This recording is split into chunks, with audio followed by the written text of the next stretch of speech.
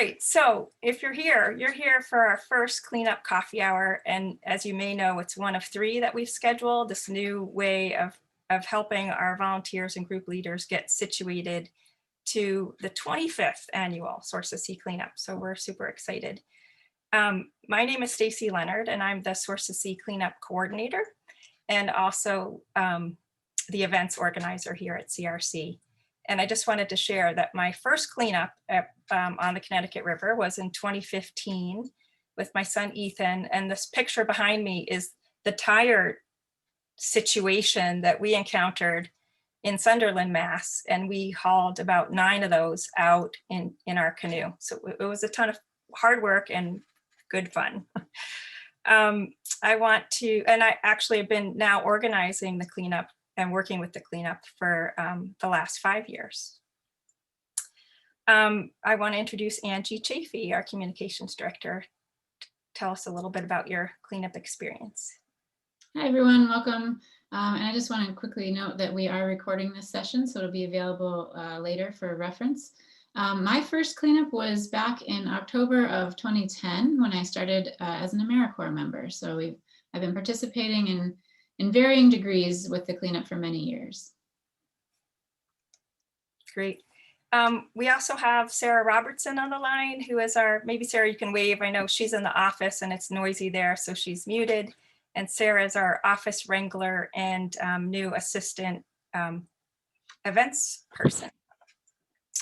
Okay, so what we want to do with these coffee hour sessions, most importantly, we want to support you as volunteers and group leaders to get situated, as I mentioned before. We're going to offer tons of tips and ideas of how to move through planning your cleanup from before, during, and after the cleanup. And as I said, we want to have opportunity for you to share your experience and lots of Q&A and interactivity. Specifically for today, these are the points we're going to go over today. We tried to organize these sessions topically so we wouldn't overwhelm you with too much information at one time. And some items we may go into detail and some items we may save for later. We're going to have a lot of resources on our website. And just a note on that, we are revamping our web pages for the cleanup and our registration process. So that is still in the works with a new web team. So it's a little slower than we wanted, but that will be coming soon. And there'll be tons of great resources there. So before we go further, I just wonder if people want to turn on their cameras for a second and raise your hand if you have participated in a cleanup before. Or maybe you could share your little handshake if you don't want to put your video on, your raised hand. Great. And then if of those people, how many of you have been a group leader before? 1, 2, 3, 4. Great. So we have a good mixture of leaders and general volunteers. So that's really exciting.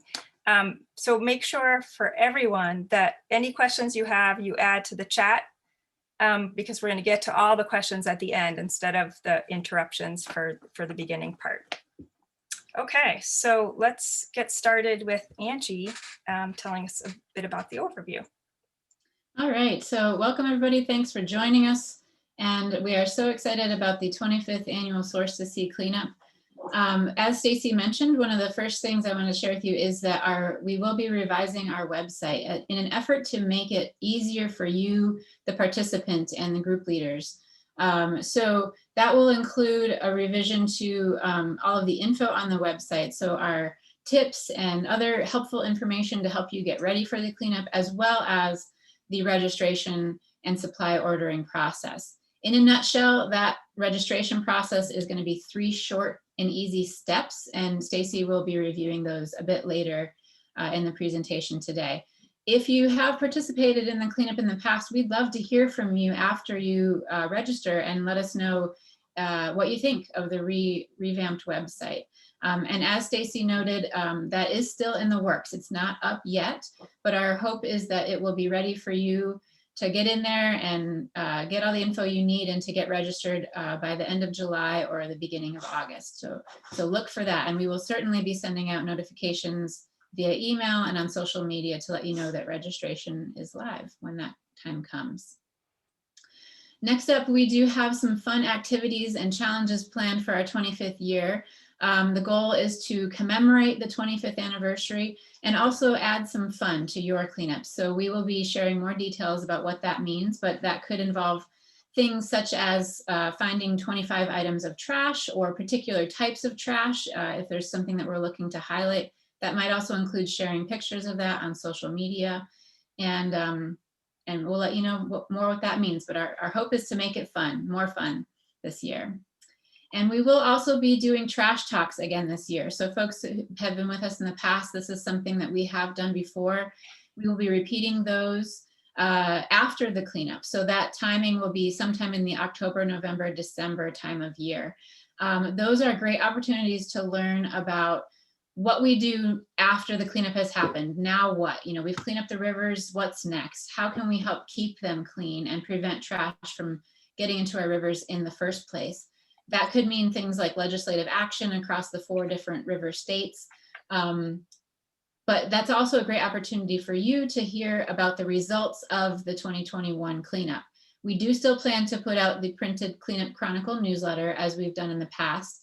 But depending on the timing of when that prints and mails, these trash talks may be an opportunity for you to hear about the results even faster. And it's also another great opportunity to connect with your fellow river cleaners. And we are continuing to work on the resources that we make available to you. We've heard from folks that having resources available in Spanish would be useful, and we are working on that. So look for more of that to be rolling out this year and in the coming years. And finally, we're going to be doing River Witness again this year. So this is something that we rolled out last year because during the pandemic, we couldn't get together with each other and connect as much as we normally would during a cleanup. So we created an online place for us to all connect with each other. And it was so successful. Hundreds of people shared lots of great pictures. And as you can see here, some artwork that was inspired by the cleanup itself. So that could mean pictures of trash that you're seeing out there, or pictures of your group actually getting dirty to clean up the rivers, or artwork inspired by it. So we'll be doing this again this year. We would hope everyone participates and share your pictures, share it on social media with #RiverWitness. And if you want to see what folks shared last year, the hundreds of amazing photos, just go to Facebook, Instagram, or Twitter, and you can search #RiverWitness to see the things that got shared in the past. So with that, I'll turn it over to Stacy, and she'll talk a little bit about group leader roles and responsibilities. Great, thanks, Angie. Yeah, not to be confused with rest and relaxation. There's a lot of work to do as a group leader. I'm hoping that this can help make that process a little bit easier. We do have some expectations for you as you consider becoming a group leader if you haven't before, or just reiterating some of this for our returning group leaders. So the most important thing is being a great organizer, and that might be that you're leading it alone, or you've brought together a team. And I can see on the line there's a nice team here from the Green River cleanup, so we'll get to hear from some of them later, I hope. But it's really important, if you do have a team, that you work together to assign different roles for each other. There's lots of different things to do, from scouting your site to communicating directly with CRC, communicating directly with volunteers who have questions, maybe pinpointing someone to take pictures of your group. And then on the day of and after, collecting the trash tally, collecting the trash and organizing that and dealing with, we'll talk about trash big time in a little bit, and submitting a trash tally. One of the other things about organizing a group is we have some resources on putting together a flyer to garner volunteers, and we'll also show you through the registration process how you can share your group with interested volunteers. Another responsibility for group leaders is managing safety. So that's everything from COVID concerns as they ebb and flow. We all know what that's been like this year and need to stay attentive to what may happen this fall. Fortunately, this is an outdoor event, and as worked last year with people masked and at social distance, it was very successful. There's also, you may come across hazardous materials or homeless encampments, and these are things that we will have resources on our website for, and you can also ask questions later if you want more specific drill down on what to do with those. Another responsibility that we'll talk about in more detail in a bit is selecting a site and going out to scout. It's one of the most important things you can do is check out your site before you go, so you know what's there in the present. Particularly if you're working with young children or even older people, you know, is it a steep bank? Is there ample parking? Is there a lot of trash that needs special equipment? You know, so these are questions you need to ask yourself, whether this is an appropriate site for your group or whether you want to find a different site. And we'll talk a little bit more about that, as I said. The other thing a group leader does is sort of manage and coordinate the trash. So that may be connecting with your local DPW or transfer station, working on separating recycling. We're going to go into all the drill down detail on this at our next coffee hour, which is on August 11th, as you see on the left of the screen. So I'm not going to go into the details of trash today.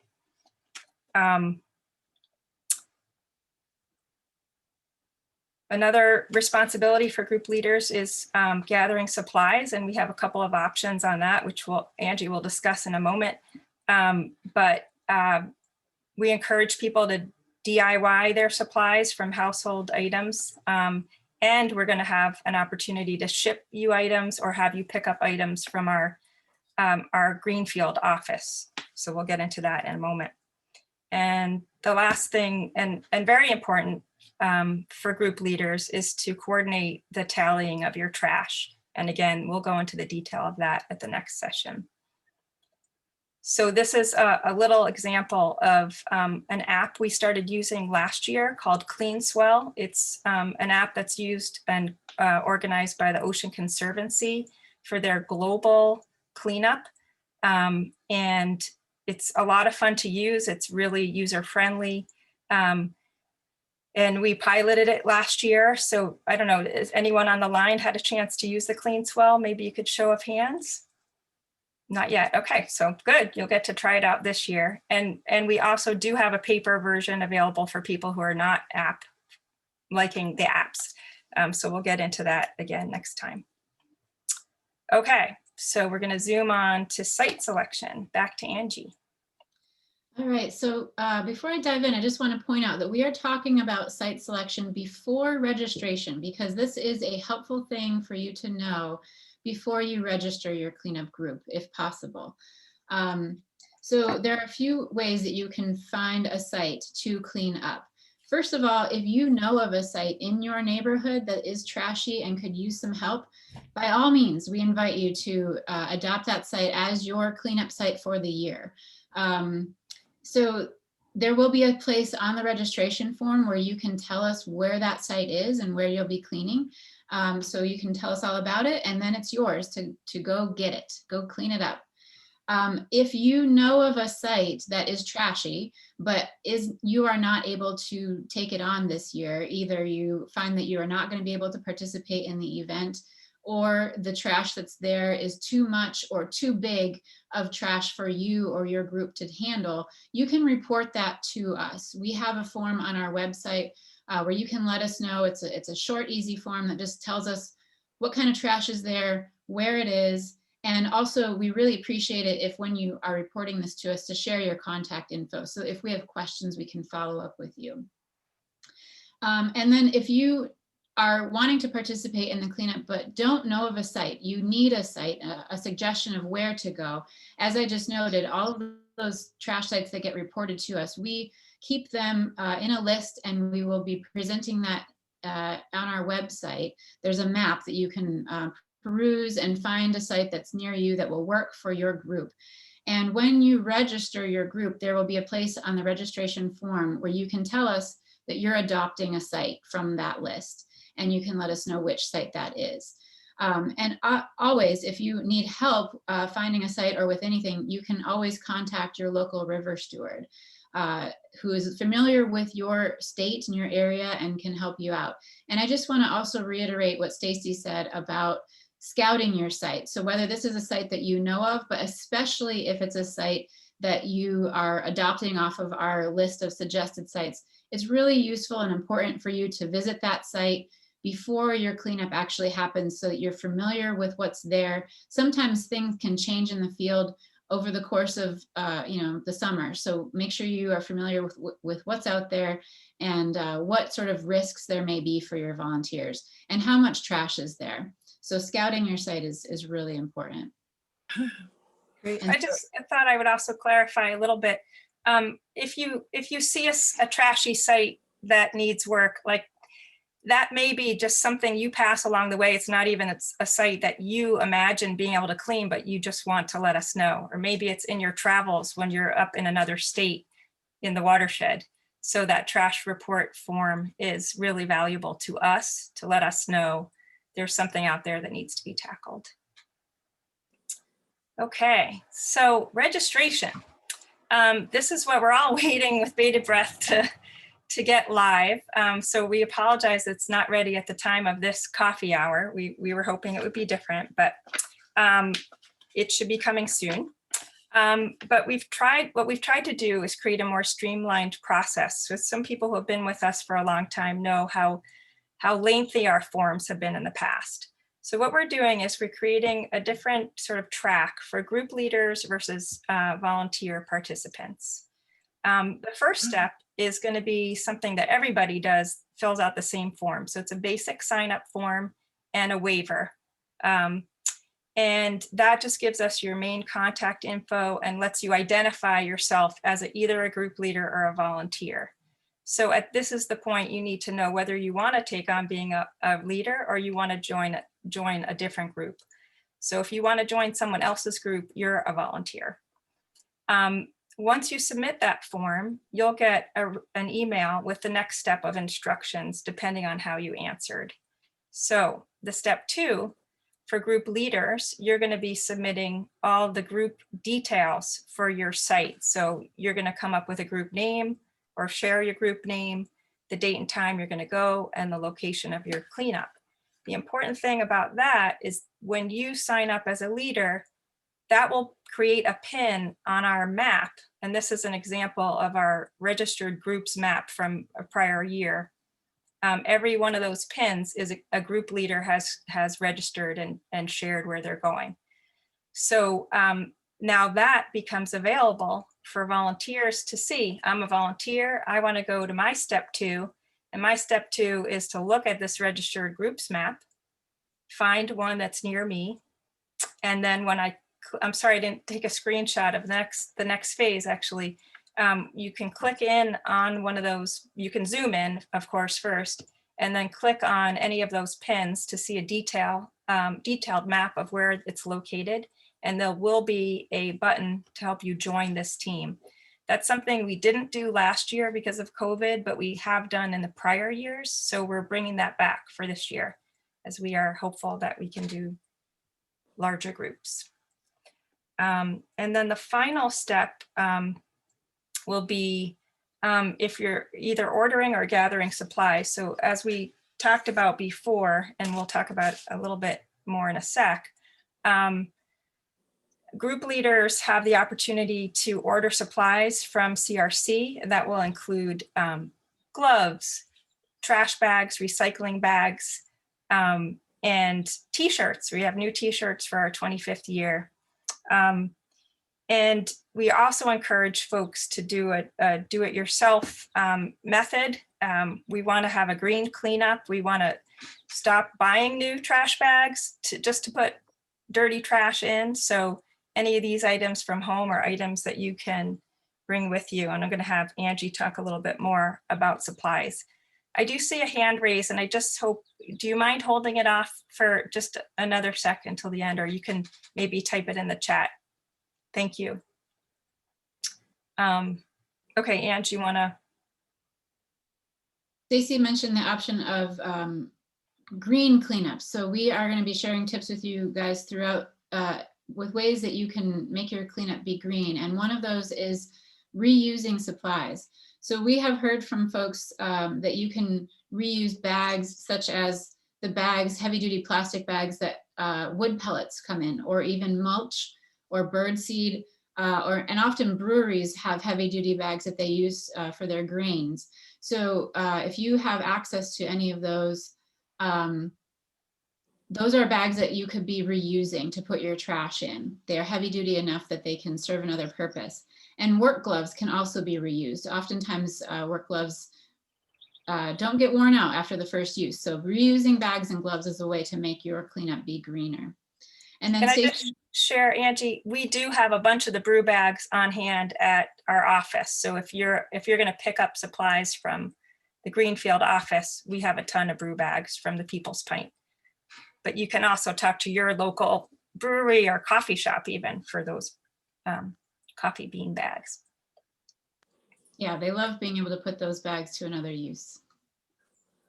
There's also a DIY supply option where you can gather supplies from your home. These are not complicated supplies, and oftentimes you have them at hand already. From the image that was just on the screen, there we go. You can see there's 2 bags. We do recommend that you have separate bags for trash and recycling so that you can try to recycle as much of the trash as you possibly can.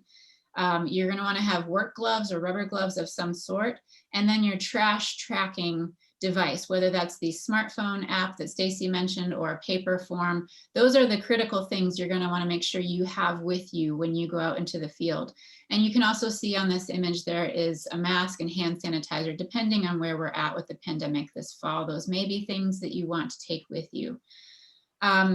If you have a large group or don't have these supplies at home, or just need enough of them for a large group, you can order supplies from us, which Stacy had mentioned. There will be a form on our website that you can fill out and request what supplies that you would like, including trash bags and gloves and miscellaneous other things. I want to highlight that if you would like to get the 25th anniversary cleanup t-shirts, this ordering supplies from CRC is how you would do that, filling out the supply order form with us. So if you're looking for t-shirts, make sure that you fill out that order form. On that order form, you can let us know how you want to get those supplies. So there will be a pickup option in Greenfield, Mass at our offices. And there's also the option to ship supplies to you. And I believe that's at no cost to you. We cover that cost. I will highlight, if you are looking to have supplies shipped to you, that we ask you please order them at least 2 weeks before your cleanup so that there's enough time for those supplies to reach you.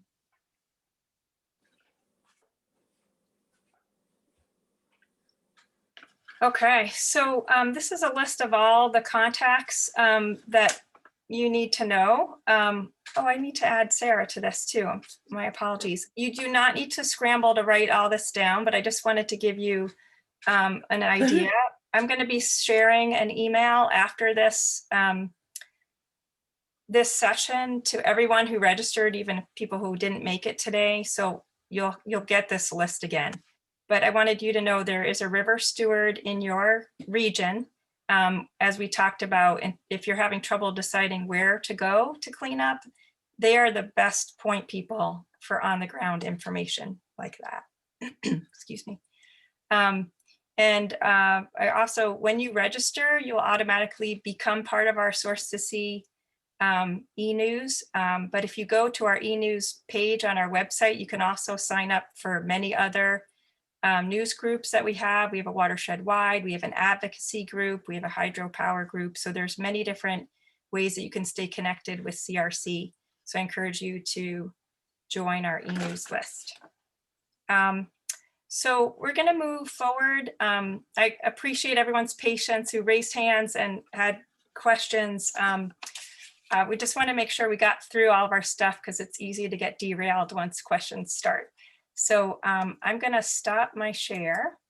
And if people want to put their faces on, fine, no pressure at all.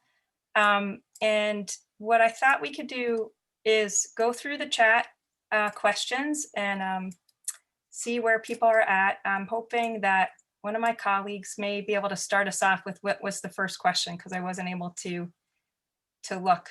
But maybe while we're waiting for questions, I know someone had their hand raised. I don't know if that person is still. I raised my hand. Will, okay, Will, why don't you go ahead and ask your question? My question was just on that map you showed during the registration process. There's a map of all the groups. Was that a map of specific cleanup sites or kind of like where the groups are headquartered? Yeah, it would be when the group leader registers their group, they're telling us on their form the site that they want to clean up. So that's the location that will show up on the pin. Okay. So it may or may not be different from what's on the adopt map. And is there confusion about these two different maps? I hope I can help. I think my issue is like, for the Fort River group, we have like, 10 sites across the Fort River. I don't know if I should register that as one site or register 10 different sites or. That's a great question. And that's true for a lot of our big groups. Yeah. So what the Green River group, maybe Michael may want to share, or David or Charlie, they have put all their sites on the adopt a site map. So it shows up and then you can adopt them. Well, actually that was a little more in the COVID, in our COVID world of last year, where we were discouraging groups. We were wanting people to get out and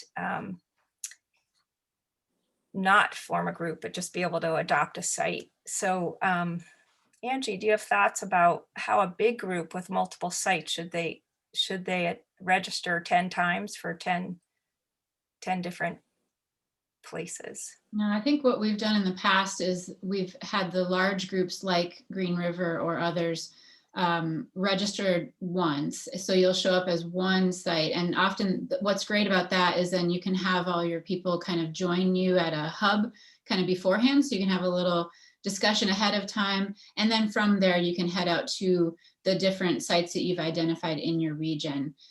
So that's what I would recommend. And certainly if we find that things change with COVID and we're not wanting to have lots of people gathering in one spot, we can change that plan and have people just go directly to the sites instead. Yeah, Michael, did you want to add to that? Yeah, I think that if you're in a place and you have 10 sites, I think it's important to see, if the sites can be handled by one team, or are you going to have sub teams? If there's a site that's really big and you don't think your whole group could do it, but you're going to need to split them up, then you should register those in different sites. However, if you believe one team can do all the sites that you've identified, then know that you don't have to register all those sites. That's how I would suggest to break it down. Yeah, I think it may depend on if you're starting at a hub or not. So if you want everyone to meet in one place and fan out, then register as one group. And if you want people to meet at their own sites, then register the separate groups and people can join that particular site. I think that might be a good way to think of it. Yeah, that's good. And where things stand right now with COVID is we're allowed to do a hub and meet at one site. Okay. Yes. Unless that changes with the state, any state regulations, but it is open. Okay. I saw Karen raise a hand.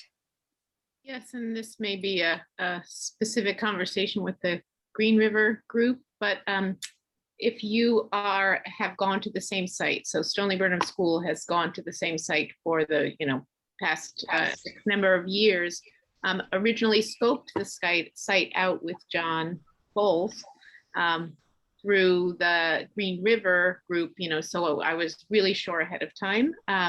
We'd like to keep the same site. Should I register as my own group leader? I think I did that last year in the Adopt a Site world, but how to make sure that a site that we claim, because, sometimes we'll go back and we'll talk about the difference, was there more trash than last year? Was there less? We'll look at it in 6 months.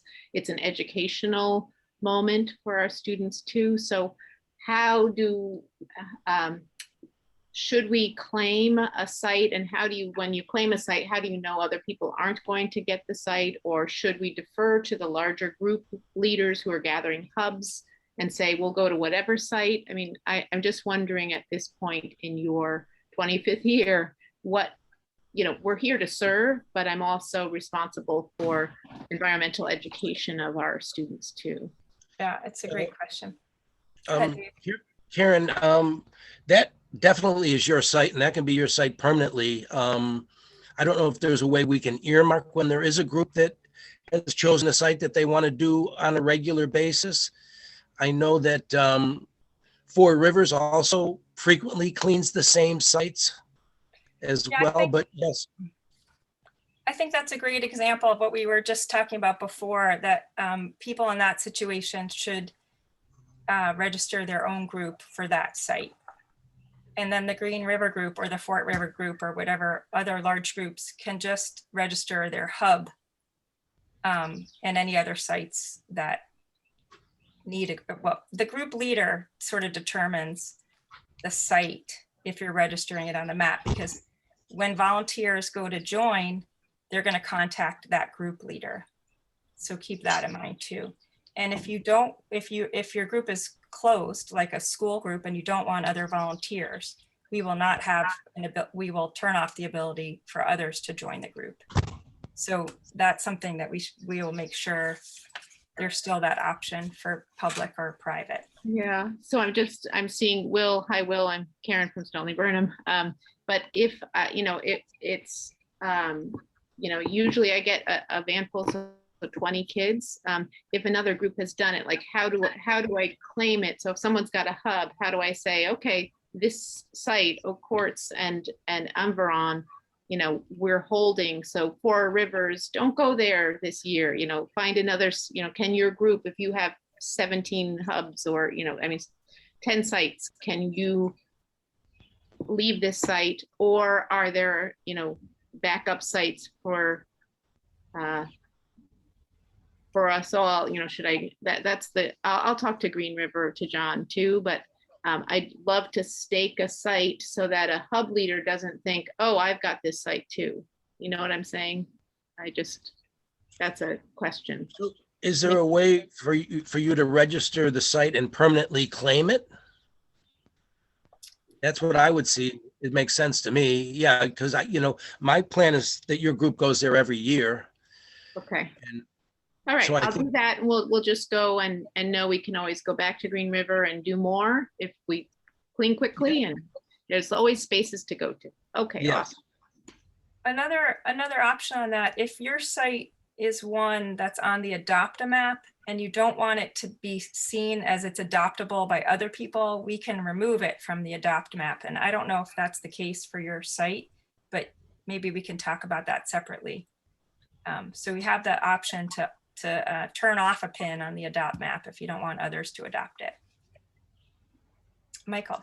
Yeah, I think this is a good topic for a conversation, maybe not right now, but at a little bit of later time, because I can see some problems with taking a site off our map and our registration. There are a lot of people that walk around and look for sites to do. And I think that if we don't identify it as a site where we already have some target activity for, it could be done by somebody else. So I think that's just one of the kind of things that we need to discuss. And this is a perfect example of why coordinating between group leaders is really useful. And certainly we can continue to have these conversations offline and separately. And these are questions just for everyone here. These are pretty specific questions to the groups that are very large and have, 100 or more people that come and have multiple different sites.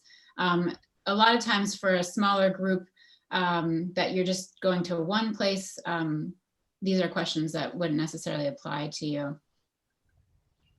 And I wanted to circle back to the chat. Humphrey Tyler asked that he found a huge cast iron pipe that's about 9 inches in diameter, 20 to 30 feet long in the lower Connecticut River. It's going to require a barge with a hoist. And how can we tackle something this big? And this is a perfect example of where that reporting a trash site will come in handy, because this is a type of piece of trash that the average volunteer may not necessarily be able to handle on their own. We'll need some special equipment to do. So if you report that trash site to us, Humphrey, via the form on our website, we'll add it to the list, and then we will flag that on our end that it will require some special equipment or some heavy duty volunteers that can get out there to tackle that kind of thing. And we'll make sure to connect the right type of people and equipment with that site. I'm going to put that link in the chat to the reported trash. Great. And again, all these links we'll share in a follow-up email as well. Ben has a question here. What advice do you have to recruit a group leader? An ambitious young person, for example, could benefit from this experience because you want us to fill in the blank, or how about one of our experienced group leaders fills in that blank? What's the benefit to you as a group leader? What have you seen as a benefit to you? Can I just fill in as a longtime educator organizing groups? Because there is some, and if you're dealing with young people, there's oftentimes, I realize, haven't put on gloves, haven't done work, not knowing what's safe to do and how to do it safely. So I like multi-generational. I have task force leaders that are students that, there's just the group leader oversight or a tandem, young, I'm going to say that every year I'm impressed with how little true life experience and how much life skills this event actually engages me in. So I love working with young people. I learn from young people. I feel really strongly that with the life experience of cleanups, it helps to have some. That's a great suggestion, Karen. And I think recruiting young folks, and not necessarily just young folks, to be group leaders, there's a lot of benefits that they can gain from that experience. And this could be something that is useful to put on resumes or other, when you're applying to colleges or even to jobs. This is in the field, on the ground, real work experience of community organizing and getting people involved to make a difference. And so by sharing with them that could be a benefit that they receive by being a group leader, that may inspire someone to step up and fill that role. And I think it's also, as you mentioned, Karen, useful to not just have them kind of take on everything, but certainly, have some guidance from their fellow participants or from you guys as their mentors to help them along the way. Yeah, I'd also add it's great if you draw a leader from someone who has participated before, so they have some idea of how this event goes and what to expect, or do a paired leadership with more experienced and less experienced, in the same way that you might do an intergenerational team. Great. Are there questions from folks who are new or thinking about being a leader for the first time, or maybe have a smaller group, since we've been talking mostly about large groups?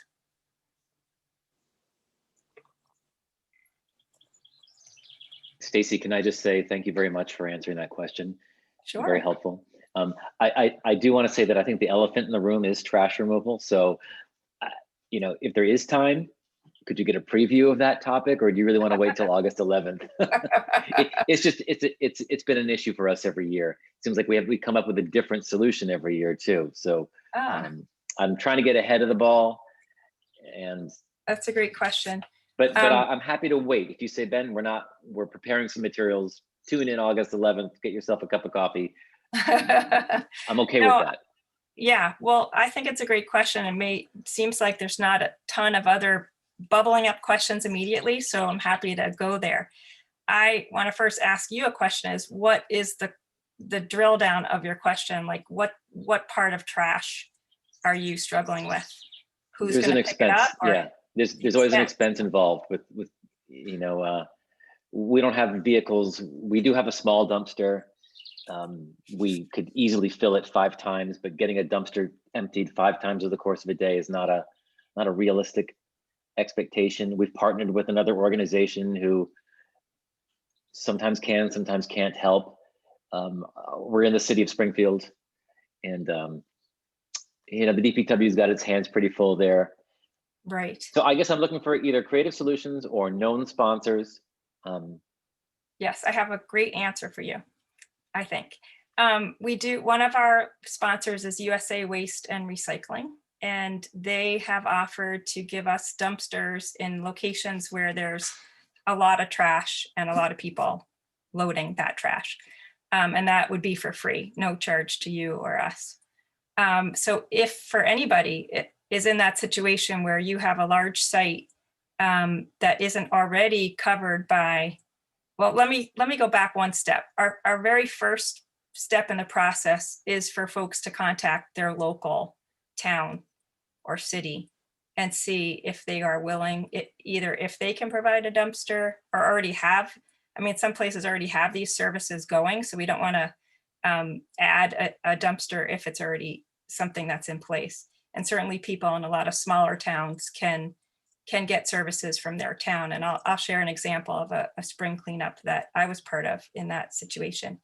But in your situation, big city, large area, lots of trash, we can certainly arrange for a USA dumpster to be on your site, with the caveat that they usually can't come and take it away until the weekday following a cleanup. So that's and the other good thing about a site like that, one thing I'm not sure if we mentioned is the date of our cleanup is we're going back to our annual last weekend of the month of September, but also encouraging folks to go out at a date that works best for you. So we know that flexibility is really important. Some groups may want to send out people over the course of a few weeks or even a month. So if that's a situation for your site, that would be a great site to have a USA dumpster, because they can, it likely won't fill in a week, but we can be in communication with them about whether it needs to be removed or not in the interim. So does that answer that question about, like, I really think that we can satisfy your trash problem in Springfield. I'm curious, sure. When you talk about ask your city first, what exactly are we asking the city first? Okay, so my example is a small town, Leverett, Massachusetts, population, under 2,000. But I was part of a team that organized a Earth Day cleanup, and emphasis on team that organized the cleanup. And we did approach our town to ask, would you take trash from anyone who comes in on this day with river cleanup trash? Well, actually, it wasn't river at the time, it was any cleanup. So we designated a cleanup day, asked the town, would they cover the cost of individuals coming to the transfer station with their bags? And they did. They said yes. So I want to encourage folks, especially in small towns. I realize that may not be as much the case in a larger city, which is why I encourage the communicate with me and we can organize the dumpster. But most towns, and usually on our we have in the past on our website had a list of towns that we knew of that were regulars that always say, yes, we want to, we're doing them a favor. We're picking up trash that their staff isn't going around to pick up. So it's a win-win on both sides. If you put it to them that way, perhaps. So I think that's a really important thing. The other thing we did last year was we created a coupon that said, I participated in the Source to Sea cleanup, and that was something that volunteers could bring to their transfer station to ensure the transfer station understood this is cleanup trash, not my household waste. So it wasn't like carte blanche for the entire town or city to come bring their trash for free. And then Greenfield has an example. They have a blue bag cleanup month in September. So anyone who's picking up, well, actually, could someone in Greenfield speak to that so I don't misrepresent how that works? I can speak to that a little bit there. So through the month of September, people in Greenfield can get blue bags from the DPW on Wells Street or the John Zahn Center, Monday through Friday, I believe, Charlie, 9 to 4, the whole month long. Yes, that's true. And one of the major issues in my recent discussion with the DPW is the blue bag issue in September. It worked out well, except they were very upset about people put out large trash and people put out stuff that was not in blue bags. And so they had an extra amount of work to do surrounding picking up mattresses and other things that people had decided to just throw out. So it's very important for us to stress this year that it can only be stuff in blue bags. It can't be anything larger. So they're behind that. And they're also are going to be able to take our trash away this year. They have a 5-year contract to help with the Green River cleanup as far as removing our trash. So there's no worry about that either.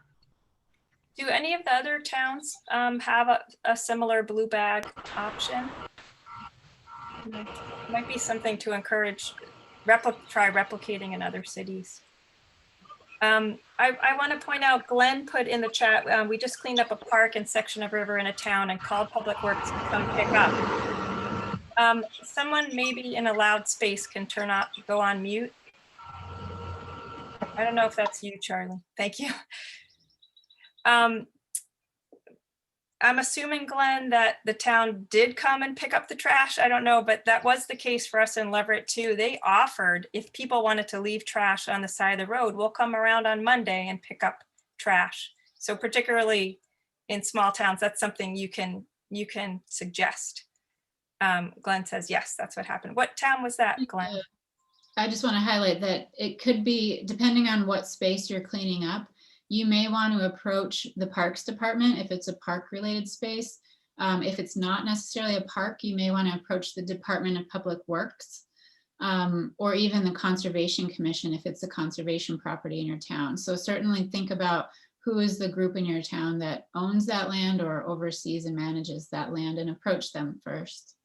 And I think we'll get into more detail on the next coffee hour in August about trash, but in the past, we've put a list on our website of places where if we have dumpster drop-offs available or DPWs that, or other trash facilities that are willing to accept trash from the cleanup, we try to make that information available on our website.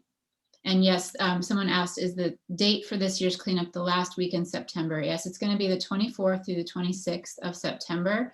But certainly we always let people know that if that weekend doesn't work for you and you want to go out earlier or even a little bit later, we are happy to still consider you to be part of our event. Great. Thanks for clarifying that, Angie. Are there any other questions related to site selection, registration, anything else that we've talked about today? Charlie? And then Ben. Uh-oh, you're back on mute a sec. Oh, there we go. I'd like to add to a couple of topics that we covered today.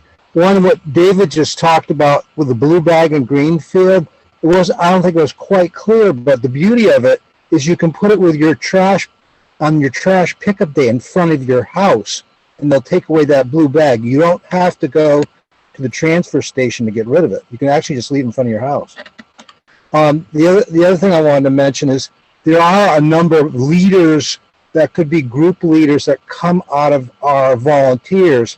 And organizations like Boy Scouts, Girl Scouts have merit badge people that would be great candidates to take the lead with their group. And that may be the same with other civic and religious organizations who have youth groups. There always are leaders within each organization who are easy to cultivate into the role of a group leader. Nice point. Thank you, Charlie. Ben, you had a question? Yeah, last year, am I unmuted? No, last year I had a couple of volunteers a little frustrated with the registration process, and they tried. They said, do I have to do this? And I said, I wasn't the group leader, but as the executive director, of course, everything from plumbing problems to budget problems come to me. Anyway, so can you help me understand why volunteers should register and what's the benefit to the cause and to the organization, and if there's any liability issues, stuff like that?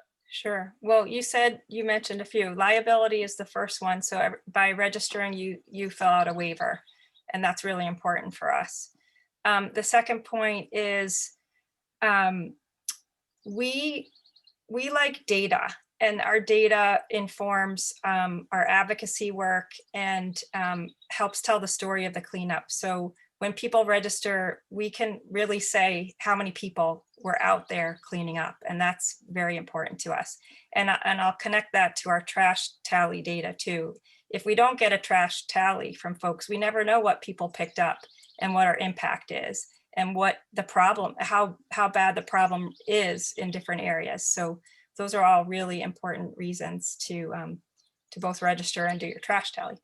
The other thing about registering is and people can unsubscribe at any time, but it does get you connected to CRC and follow-up information and more details specifically about the cleanup and about other CRC activities. And people can go and change their subscriptions. If they just want to get cleanup news, they can just get cleanup and not anything else, or vice versa. So it's kind of a two-way street. You're helping tell us who you are, where you live, how many, it gives us our count, and then we can also communicate back to folks all the juicy details that we're sharing today and beyond. So I hope that's reason. And I would add to that registering as a group is particularly important to put you on that map and make you be available if you're looking to recruit other people from your community. They can find you there. And it just is a way, if we don't know who you are and where you're going, there's not an opportunity to connect with other groups in your region for networking or resource sharing. By plugging in and registering, that helps us help you.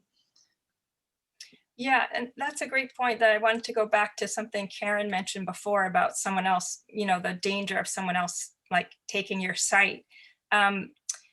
When more than one person, if more than one person does register or try to adopt a site, we usually put you in touch with each other. So maybe it's a big year and you need more help. Or maybe you can each go out on different dates and tackle a bigger problem. Or maybe you decide, well, we have this covered. Can you please pick another site? So it gives us the opportunity to communicate with all the interested parties for a particular site. We have about 5 more minutes. I just want to make sure anyone who hasn't asked a question yet and may have a burning question, give you an opportunity to ask. And then I see you have a question, Karen, too. Anybody out there, or feel free to put things in the chat. And again, after this session, you're welcome to email me, and I'll put my email here, but it's also will be in the follow-up email that I send today. So why don't we go Karen and then Charlie? Sure, mine wasn't a question. It was just, addressing two points, Ben, that I think you brought up. And one is just this, being a delinquent trash tallier, my true confessions of a delinquent trash tallier. I am much better about it. And because from the point of view of all the individuals, and especially if you're looking for young people, leaders, to be able to, there's the energy of the day of what you find, of the sense of contribution to something larger in the site you're in, but then you link it to like all the other dots on the river, and you start to see, like, I was part of, a larger movement, and I see that transformative. And I will just say that I have a daughter that, started with a little river cleanup, ended up seeking an internship at the Connecticut River Conservancy, and is finishing her graduate degree in the University of Michigan now on water policy issues. And just the transformative power of a single cleanup is just like, I'm the poster child here, like, okay. And what, I think that registering is the visibility and the power of connection. So I would just say that. Well, beautifully said. Thank you so much, Karen. What a job here.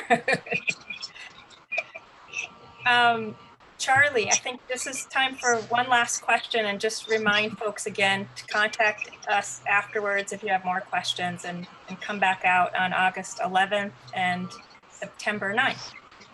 For September 9th will be just open Q&A, so anything goes. Charlie, please. Car going by. Okay. I was going to say that one of the hottest topics that we've all been facing lately are homeless camps. And we should almost have a small session on that, or at least tell group leaders how to deal with that issue, or people who run the smaller cleanups over the course of the river. Or we may want to develop a FAQ that addresses how you deal with the topic, because I know that down here we've spent a lot of time on that particular topic.